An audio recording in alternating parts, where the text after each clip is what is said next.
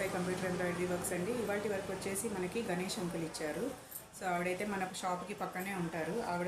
ఆయనైతే ఇప్పుడు వైకుంఠ ఏకాదశికి తిరుపతి వెళ్తున్నారనమాట దర్శనానికి. చాలా లాంగ్ బ్యాక్ అడిగారు నన్ను వేయమని శంకుచక్ర నామాలు, కానీ నాకు వర్క్ ఉండడం వల్ల కుదరలేదు. సో ఇవాళైతే నాకు ఫ్రీ టైం దొరికింది కాబట్టి నేను ఇవాళ వేసాను.